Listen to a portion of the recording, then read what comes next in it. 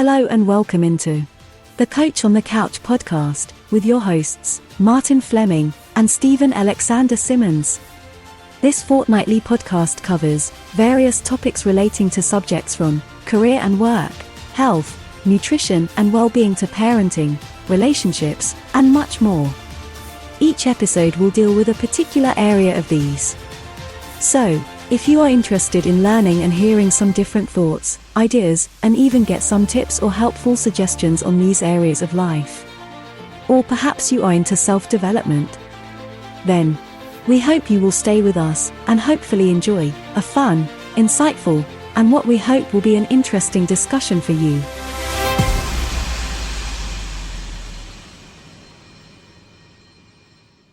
Hello and welcome back to another episode of Coach on the Couch. In today's episode, I am exploring and discussing the topic around choice and choices that we make. So I hope you enjoy the episode, and without further ado, let's get straight into the episode.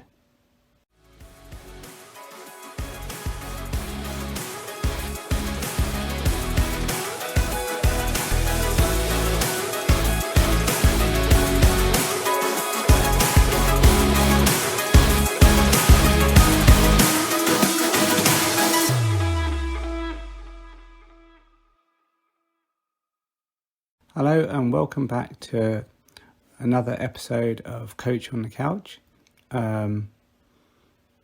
In today's episode, it's going to be a bit of a different episode because unfortunately I don't have my co-host and fellow coach friend Steve with me.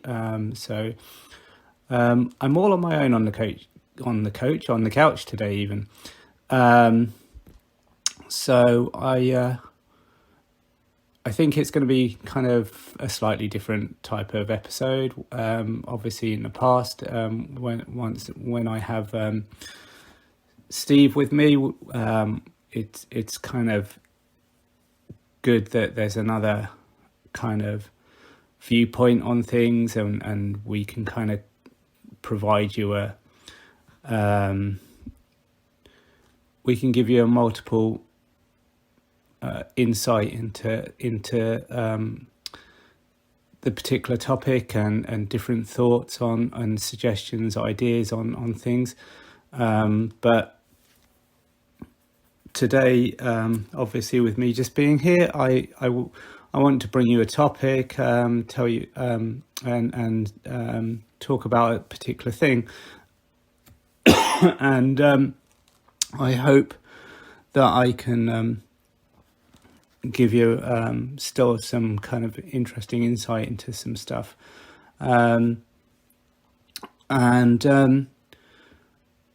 Interestingly, it's the topic for today I wanted to discuss was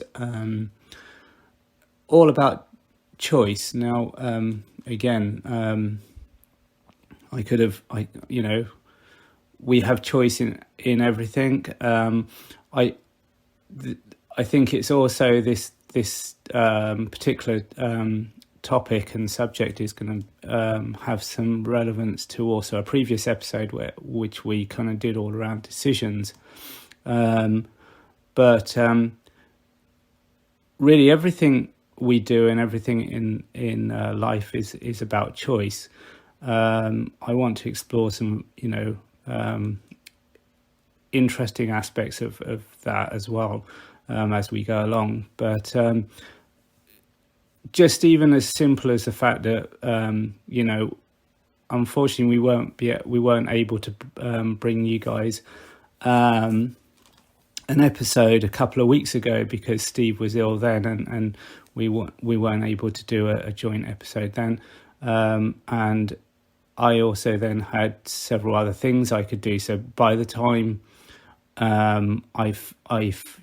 told me about him not being well and not being able to come on the particular day to do the episode, I wasn't then able to do another episode and get that out, during that week. So that meant that we had to miss that particular kind of episode slot. And I know he's still been ill at the moment, and we also have school holidays at the moment. So I know his children are off. So I thought, well, again, we've, as I say, in terms of bringing that back to choice, I had a choice of, well, we either just don't do another episode, and which then means we would have missed like a whole month of episode for you, the listener, and that wouldn't, that wasn't going to be kind of, in my mind, very good. So it was either we just left it, or I decided to just bring you a topic on my own. And so, that kind of, it's still a choice. It's not world changing. It's not a massive thing, but it's still a choice on which way, what I do, how we proceed with things, and various other things. Every choice has some kind of impact, some kind of either consequence or response, reaction. So by me, I decided, well, I better do an episode, especially kind of if I do one myself now anyway. I don't know, I might hear from Steve later on, and he might be able to do an episode either later today or maybe early next week or whatever. But at least I've still done an episode, and I can get one out if that's not the case. And if we, if that does happen, then the other bonus to that is we've either got an extra episode, because we missed one a few weeks ago, that I can bring you, I can just publish the two.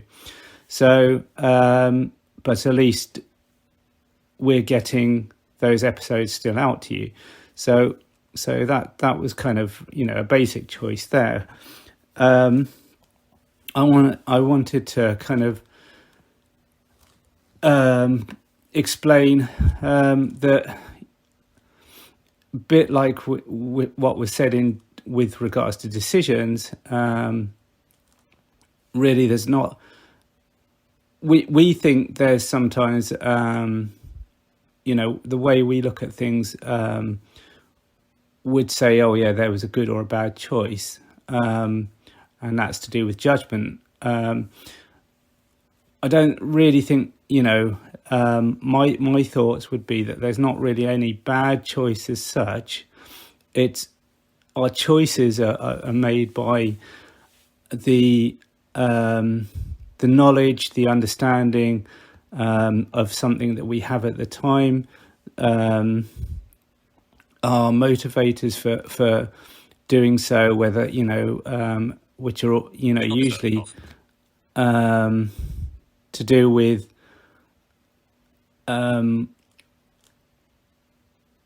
where kind of our motivators are usually to do with why it is that we're making that decision, what it is that we want from something, and that kind of thing. So I don't feel that there's actually particularly a bad decision or a bad choice. I think it's about what's the reason for making that choice. So even if we look at something that would be considered, say, like a bad choice, doing something criminal, doing something horrible, the underlining thing to that is like, what is it that person, or what is it we're trying to achieve out of that? And it doesn't. It's not just going to be completely. In some cases, maybe that it's just, people can get away with it and do it, and that's it. But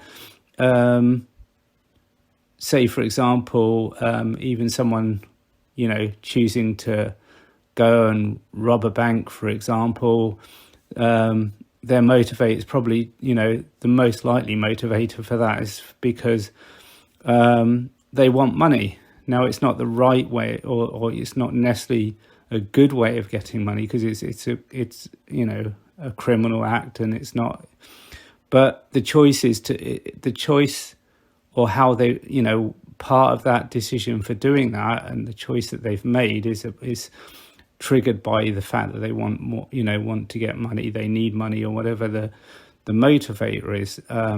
What you choose to do, how you choose to approach that trigger is the other thing, you see. So, which then brings us back to decision making and then around kind of judgments of things and whatever. But choices, they I always think of choices in terms of it's like paths through life. So it's a bit like kind of drawing yourself a map through life, and even if you know where you want to go, there's multiple different ways in which you can get there. So someone's map can be very, very different to someone else's, but you can both end up at a similar point. So, for example, if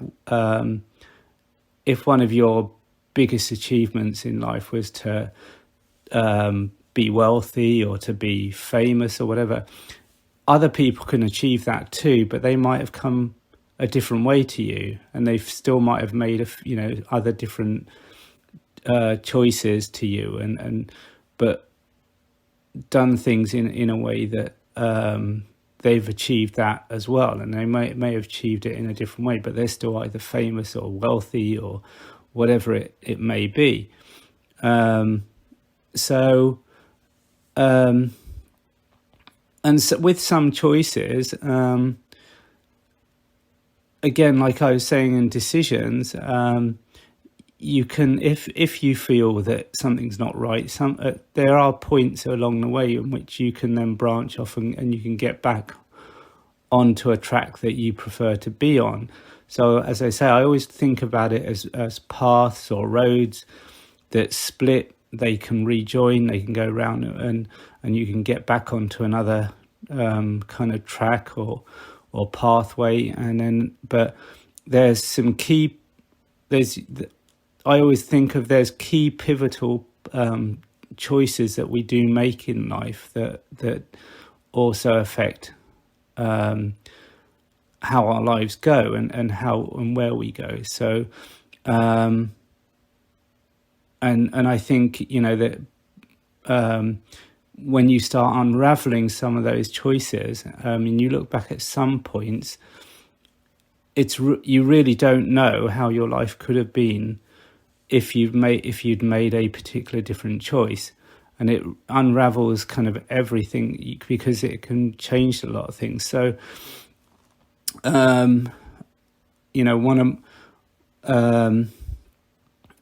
I know that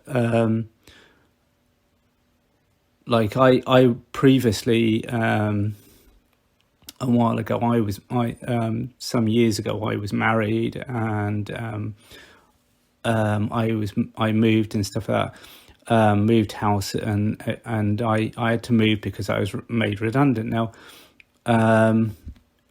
there was a couple of key moments in that when I was made redundant. One of the things was my career direction that I took. If I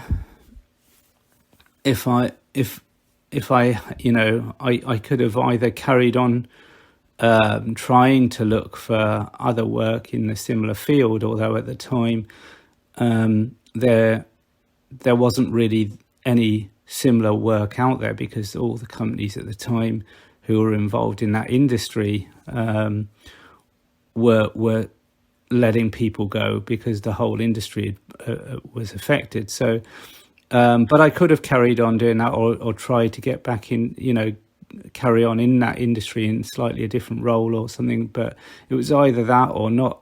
I had kind of three kind of possible options. One was to either do that, not get anything at all, and wait and then eventually see if I could get something, or change the type of thing I was doing. And at the time, we'd myself and my wife at the time, we'd started a home business, and so that led me on to kind of we started doing that as the main kind of business or work that we were doing, and we did that together for a long time, and that led to me changing my whole direction in life. So that was that one. But and okay, I don't, if I hadn't have gone down the route I had, I don't know what my how my career or where I would be work wise. However, the more kind of, I suppose, the more important one that I always think about is if I hadn't got married or met this person when I was made redundant, then I don't know where things would have gone, because if I from that I moved to Manchester, I then moved to Ireland. Eventually we separated, and then over a couple of years, and I then met my son's mother. But if I hadn't have moved to Ireland, because I hadn't got married, I hadn't got involved with this person, I wouldn't have met my son's mum, and I wouldn't have my son. And I don't know where I would be today. I don't know where I'd be, or where I would have been living. I don't know what I would have been doing. I don't know who I would have met. I could still have had children, but so that in itself had a lot of pivotal points in which my life could have gone down very, very different routes, and I can't. It's very difficult to think where I would be or what I would have been doing. There's other things that, it's very easy to look at choice and go, okay, if I hadn't made that choice, then it would have been this choice. And even though you haven't experienced it, you can kind of say, okay, I don't know, for example, as a parent, if like currently we're looking at secondary schools, for those outside of the UK, your children go into secondary, what we call secondary education, secondary school, from age 11 to 16, or sometimes up to 18 if they have what we call over here, we call sixth form.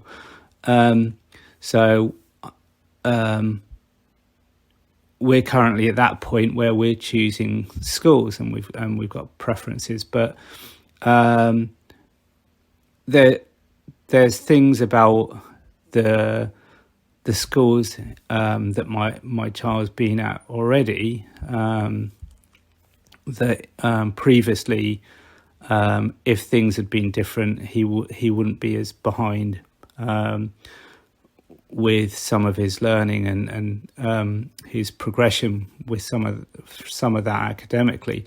That if, as I say, if we change schools earlier on, or we'd done something different, then he may not have been where he is today. So that one, that kind of decision, you can kind of predict, or you've got kind of a bit of hindsight on, or you can look back on and you can say, oh yeah, that would have made a difference, or that would have.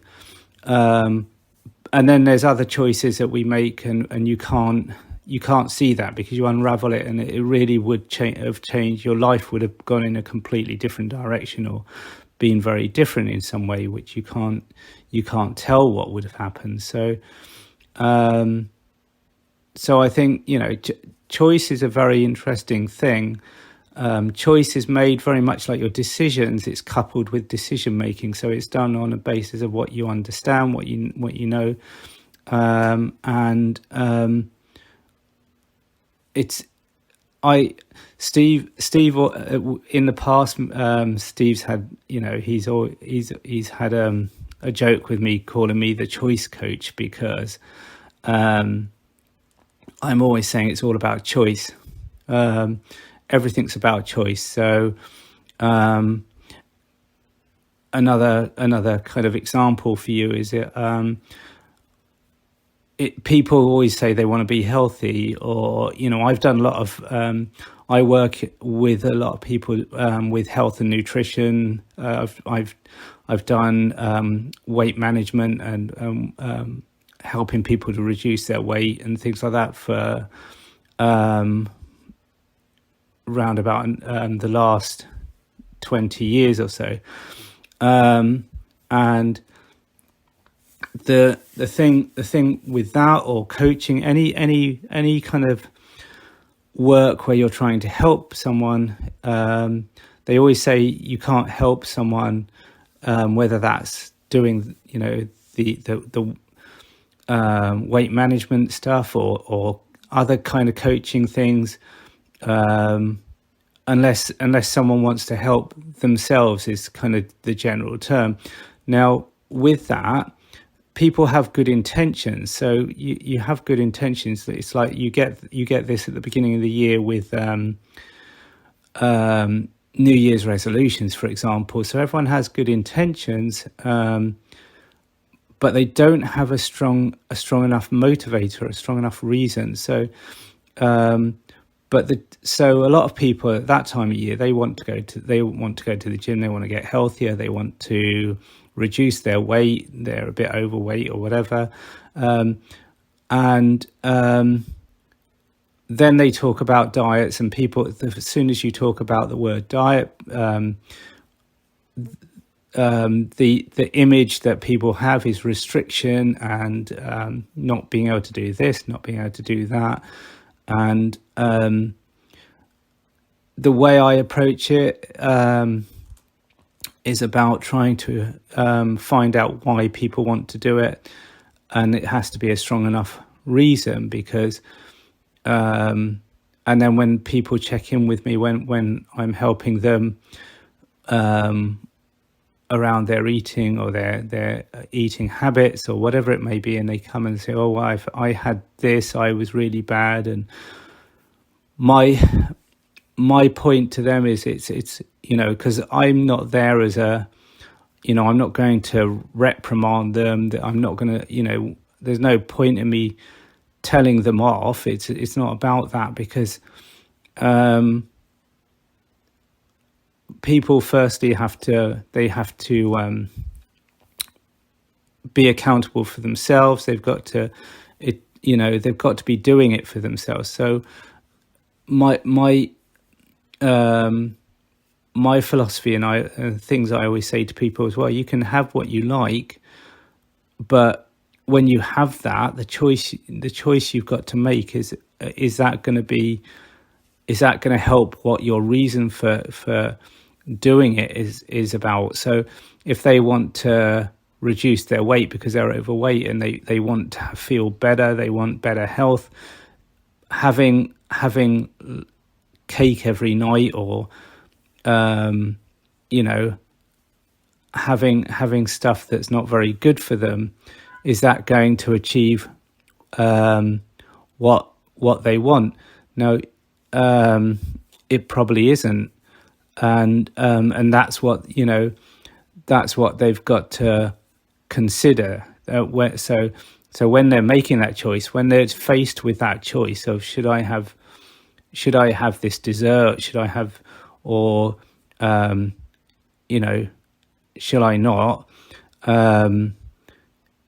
You could say a one-off isn't going to hurt. No, a one-off won't. But if that leads to other stuff and they just lose track of what they're trying to achieve, then those choices aren't going to help them to achieve their end objectives and their aims, and it's that those choices, especially if they're coming to someone else and paying someone else for a service,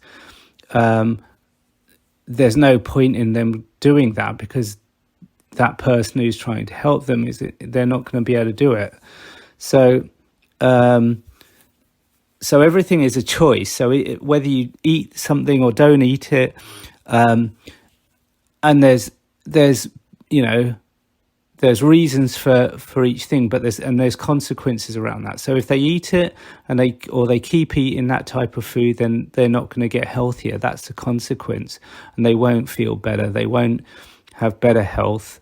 But if they don't, and they're more careful, they look after what they're eating, they consider what they're eating, try and eat healthier or whatever, then over time their health is going to improve. So that each choice you have always has a consequence, always has some impact.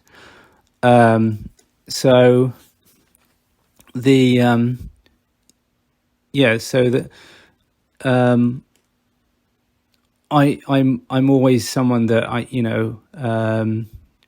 whatever decisions we have, we always have a choice. Even so, and that even comes into, and this sounds a bit like a contradiction in terms. We still have a choice when we don't feel we have a choice. So again, a similar situation that's happened recently for us is the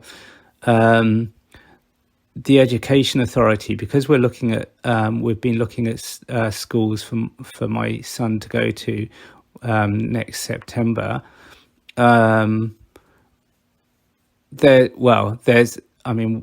We've got choices to make over that.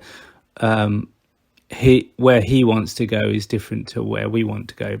We would prefer him to go, but the biggest thing is that in this country, when the way they do it here is what we have what they call catchment areas. So there's areas that schools cover, and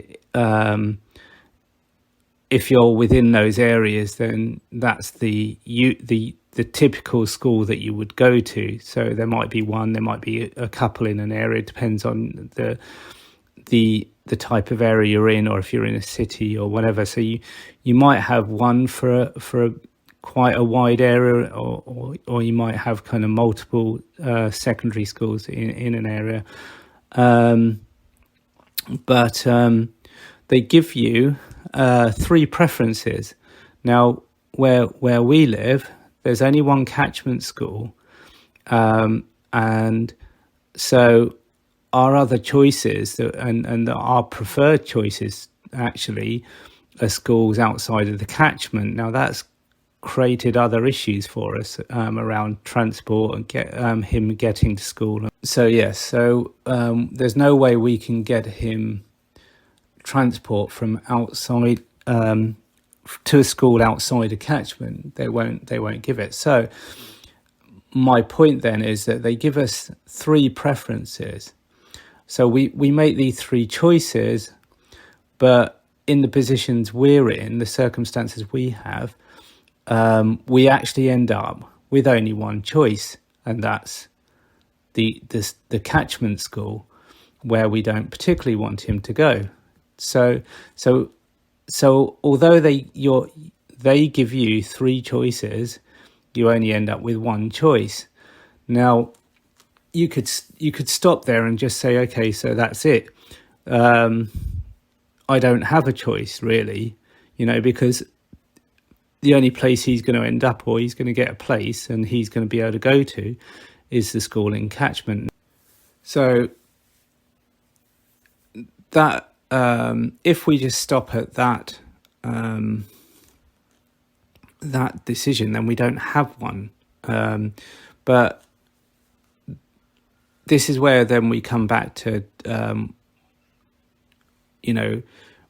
there's always a choice, even when you don't have one, because it's about then considering what do you have in your control, what do you control, what is it that you can do. There's choices that are made as well, which is beyond us, and like how you deal with that choice is through acceptance and just being able to find ways of accepting certain situations and then finding the things that you can control or deal with, manage in your life, that you have that control over. So although we then have, okay, well, we only have this one school, and it still may come down to the fact that he might end up there, but rather than just still sitting back and just resigning ourselves to that, and allowing circumstances to take that decision and that choice, not allowing that decision to be made for us, and then for us then to say, well, we don't have a choice. For us, it's more important that we find a way. So if it's to do with transport, we find a way that we can get him to one of the other schools. Is there other ways, other alternatives? And that those are some of those options. We may not have options. We might not be. There might be other schemes that we're not eligible for, or other things that we can't do. But until we exhaust and look at every possibility, if there's other ways and other alternatives that we can get him to, and he can get to one of those other schools, then that's what we'll do. And that's taking back that control of those choices, because then we say, okay, so that's still the main, that the school, the catchment school, is still the main thing, that, and still the possibility that is the one that he might end up at. But let's not make it a high preference, because that's not really where we want him to go. He wants to go there because of his friends, but there's other things, other considerations as parents that we have to make, such as his progress, his getting the supports he needs, having a sight impairment, various things like that. So we have to look at other things. He just wants to go to a school where a lot of the his children that he knows from his current school are going to be going. But if we take back some of that kind of control from just, well, this is the only school in the area, but we can find another way to get them to one of the others, and that gives us more choice again. We're not just resigning ourselves to the thing of saying, well, this is the only one and that's it. So even at times when you don't feel you have a choice, you still have a choice. Even if you do nothing, you still make a choice. You're choosing not to act. So if we just sat back and say, okay, well, he's going to end up going to this particular school, there's nothing we can do about it, that is still a conscious choice not to do anything and to just resign ourselves to that fact. And that is still a choice that we make, that we have control over. So it's always about looking at what do you have control of, what can you do when you're faced with a situation where you feel, or it immediately looks like you don't have a choice. The best way to handle that is to start thinking about, what is it that I have that I can do if I'm not happy with that choice, but I'm faced with this choice. It might be the main overwhelming thing, but there's usually other choices you can make or you can change that can either change an outcome or it opens up other opportunities, other avenues that weren't there before. So even if that means some level of negotiation over something, you don't know until you know, another classic phrase that I've always been brought up with is you don't know until you ask. You don't know until you say something. If we just go along blindly and just accept a lot of things for what they are, and we don't, then we're all, you know, there's going to be a lot of times when you're going to, you know, you're going to be disappointed because it's not necessarily what you want or to your liking. But if you don't actually act on that, if you're not happy, then you need to act on something. You need to say, or you need to see if you can change that outcome. You can say, you know, if there's some way of changing it, even if it's not 100%, if you can change it to something that's more suitable, more acceptable by you, then it might not be the ideal, but it might still be better than what you were originally faced with, and you might be willing and able to accept that one. So there's always a choice, even when you don't have a choice. It's just about trying to stand back and think about that at a time. So no matter how much it seems a struggle, there's always choices. There's always things. I've had a lot of difficult choices recently. I've had lots of things going on in my life where I've recently been getting work done in the house, and I've been let down by various people, and and kind of these tradesmen are not very particularly reliable, and I've had to make choices about, do I stick with them, do I not? What's the choices beyond? If I've obviously got financial limits that I can go. I haven't got endless amounts of money, so with that, it's like, well, okay, so where am I at the moment with what I can afford, and what are my choices? If my main outcome is I don't want to be left with a bad workmanship and bad work being done. I want a good outcome, especially with what I've spent out already. So I have to look at my various choices and my various options that way, and see what I can do, and what are my choices that I have, that I've got control over, in terms of getting the work done, trying to get people to turn up to do the work, get the work done. It's been a project that's been overrunning for some time now, so it's like, what can I do to speed that up? What can I do to get it finally done and over with and out the way? So there's been lots of choices there, and it's like been times where I just feel I'm left with nothing. I have no choices, especially when I'm tied into things financially, or I don't have a lot of money to go out and find another tradesperson to take over, or those sort of things. So, but there's always choices about them, how we act, what we do next, what do we do, or how do we approach the people that are currently doing the work, or what can I do to get them to, how do I approach them? How do I manage that situation, rather than just kind of jumping from one person to another? Because the possibility is that you're going to end up with similar things again. I mean, I've had 2 lots of unreliability, so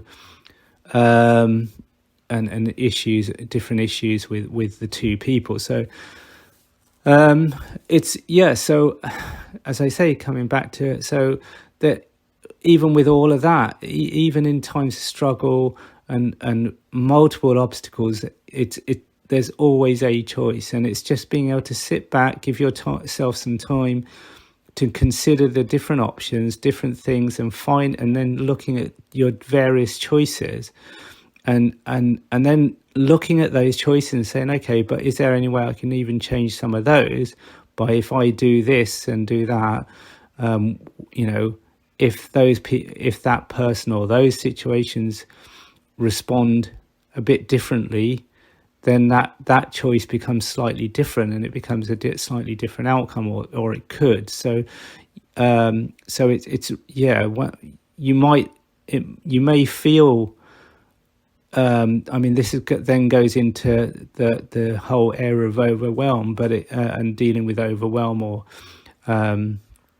lots of pressure or whatever. But they're all kind of coupled together, you see.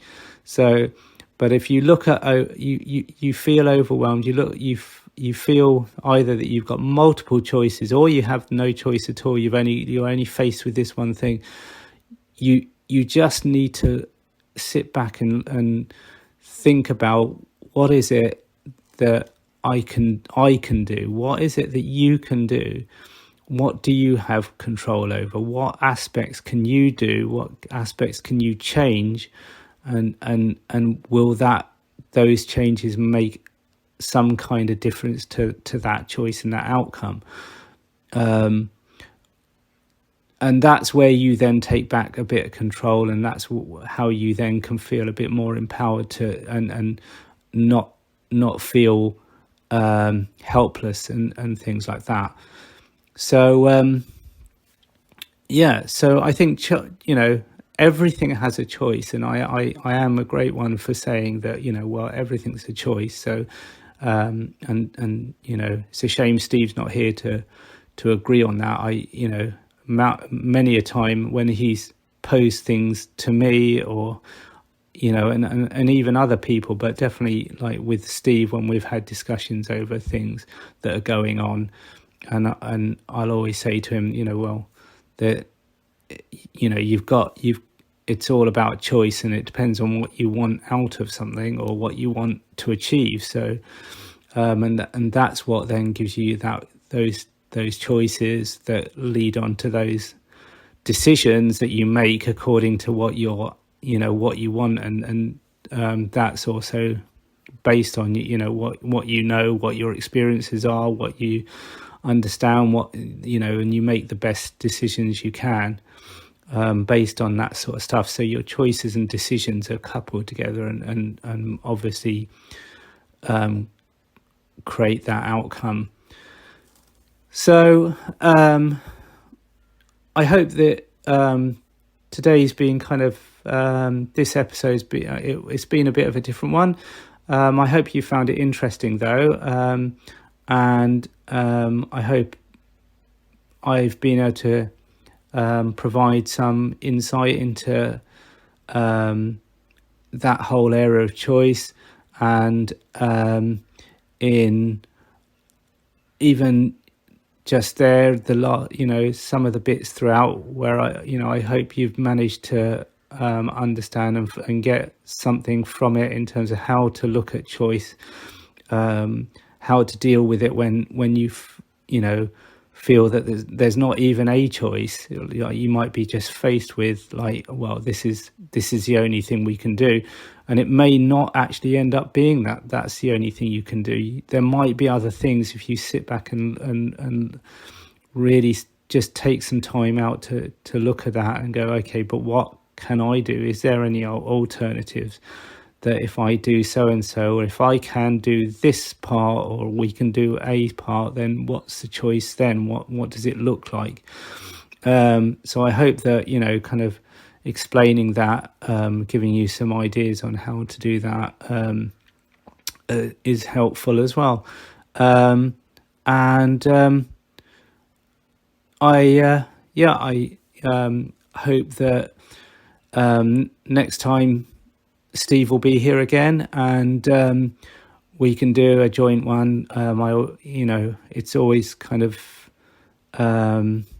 more fun and interesting when I have when there's the two of us doing it, and we can offer a kind of two views and kind of a interactive episode, and giving you that information and those kind of insights into things. But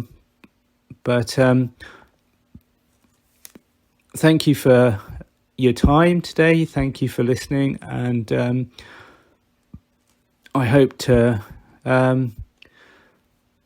be back with you in another couple of weeks with another episode, with another interesting topic. So for now, thanks again, and bye for now.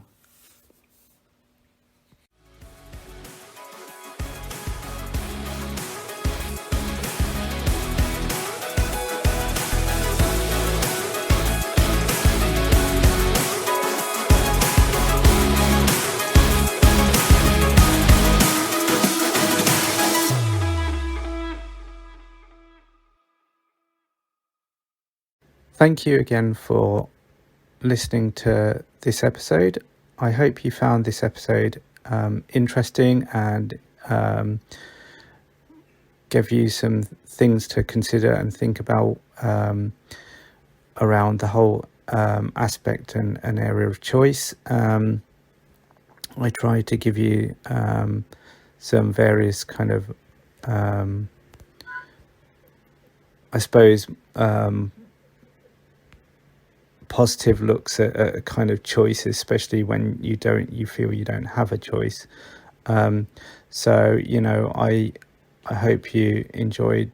Some choices we have a very big and pivotal things within our lives that shape the direction that our lives go in, and if they've gone in a different way, we really can't know how things would turn out. To those smaller choices, every choice has an outcome, every choice has a consequence of some kind, and then I discussed the situation around when you feel you have no choice, and that actually, although you feel you don't have a choice, or you feel overwhelmed, and there's either multiple choices where you're feeling kind of overwhelmed, or that there's just one limited choice that you have, and it's not really a choice. That there is ways and things that you can do, ways in which you can maybe create other choices from that, or change the outcome slightly that would make it more acceptable, even if it's not the ideal solution. So out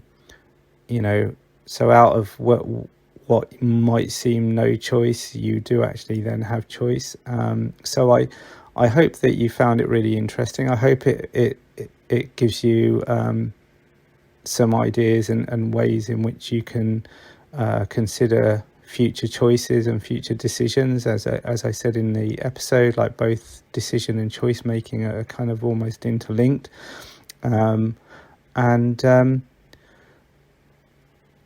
I hope for when I come back in a couple of weeks, that Steve's with me, and we can bring you a joint episode as usual, and give you that kind of other fun dynamic about kind of doing it together. And that we look forward to bringing you another interesting topic as well. So thanks again for listening. Don't forget to like and subscribe, and let people know about the podcast, and make sure you hit subscribe so you can get notified of any other future episodes and updates. And we'll look forward to being with you again very soon. Bye for now. Thank you for listening to the fortnightly Coach on the Couch podcast with your hosts, Martin Fleming and Stephen Alexander Simmons. You can find this podcast on the following platforms: Spotify, Anchor, and Google Podcasts, and more platforms to follow. You can leave comments and feedback directly on the Anchor platform, or you can contact us directly by emailing us at coachonthecouch22@gmail.com. Thank you again for joining us, and we look forward to being with you soon.